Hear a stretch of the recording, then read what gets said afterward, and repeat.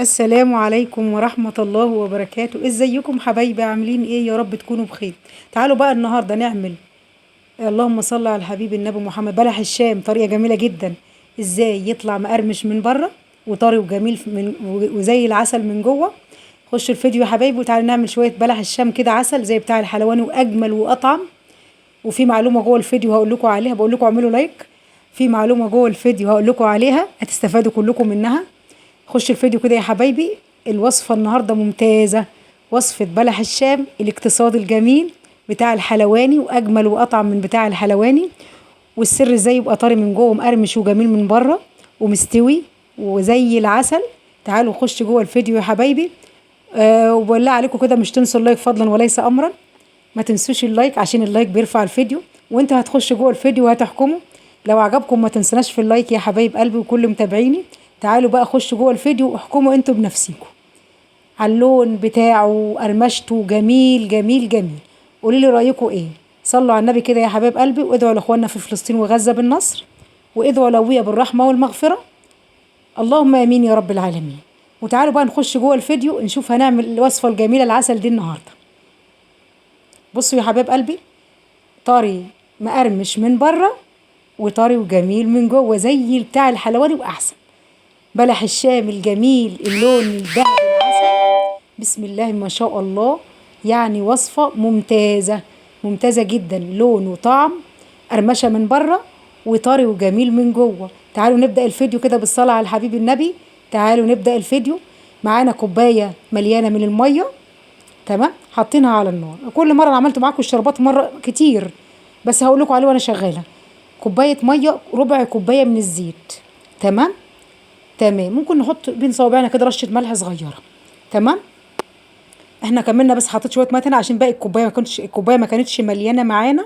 فانا حطيت كوباية ناقصة وكملتها حبة كمان، يعني بالظبط كوباية مليانة مية، تمام. ربع كوباية زيت. اللهم صل على حبيبنا النبي محمد. حطوا رشة ملح صغنطوطة بين صوابعكم كده، ملح سنة. كوباية مليانة من الدقيق ومعلقتين دقيق. والمية بتغلي، لازم نحط بعد ما المية تغلي بالزيت نحط الكوباية، ونحط كمان حوالي معلقتين من الدقيق، بس كده. نقلب نقلب نقلب ونطفي النار بقى، مش هنسيب النار. احنا هنطفي النار عليها وهنسيبها، مش هنسيبها على النار شغالة. هندنا نعملها لحد ما تتشكل عجينة معانا. بعد ما تتشكل العجينة كده هنسيبها تبرد تماما تماما. حبايب قلبي، ما نحطش، هنحط بقى كام بيضة.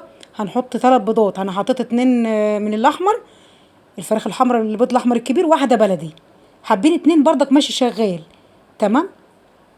وانا هستنى ما تبرد خالص، خلي بالكم من المعلومة دي. هنستنى العجينة بعد ما اتشكلت كده معانا، هنستنى تبرد خالص. وبعد كده هنحط البيض بضايه بضايه. ليه بقى؟ عشان ما تفتتش العجينه منها وتلم بسرعه. كل ما تشرب البضايه هنحط التانية. انا هنا حطيت 3 بيضات، 2 من اللي هو الاحمر، واحده بلدي كمان، تمام.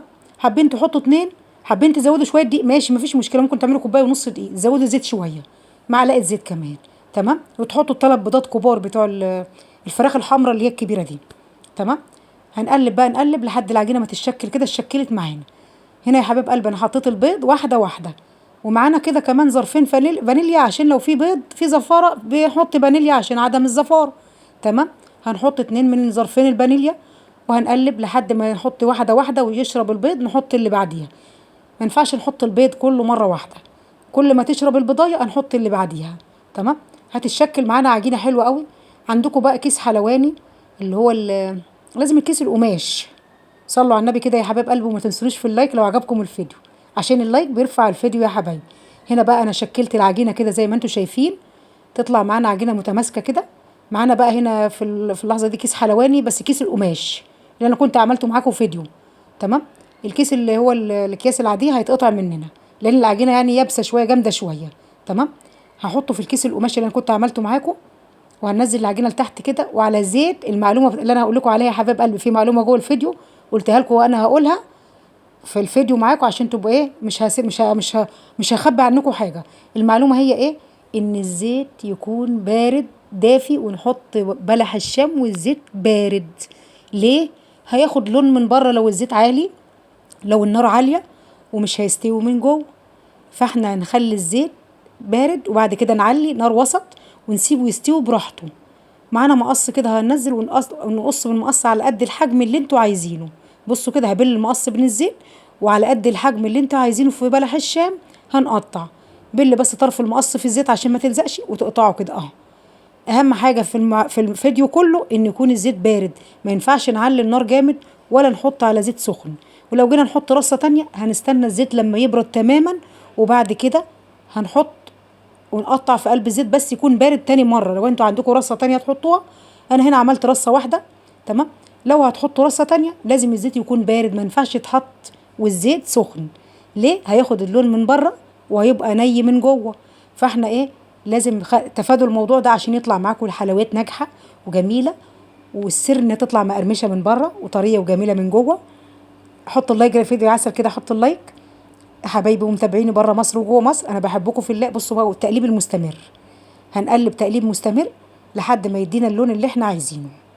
بصوا كده يا حبايب قلبي، انا هنا نار وسط، مش معليه النار على اخرها برضك، بيستوي براحته. ليه يستوي براحته؟ عشان ما يبقاش ني من جوه ومقرمش من بره، ما يبقاش حلو معانا تمام، يبقى مستوي. بصوا بقى انا بقلب الحركه دي، بصوا جيبه كله كده، والزيت مش، النار مش عاليه، النار وسط. بصوا يدينا اللون الاصفر. وهنطلعه في الشربات. الشربات يا حبيب قلبي عباره عن ايه؟ حطيت كوبايه عسل جلوكوز، كوبايتين سكر، كوبايتين ميه، سبتهم على النار لحد ما يستووا معانا يبقى زي الفل كده، مع عصره ليمونه مع فانيليا. 10 دقايق على النار يبرد، او تعملوه من بالليل وبيت يطلع معانا كده. بصوا بلح الشام زي العسل.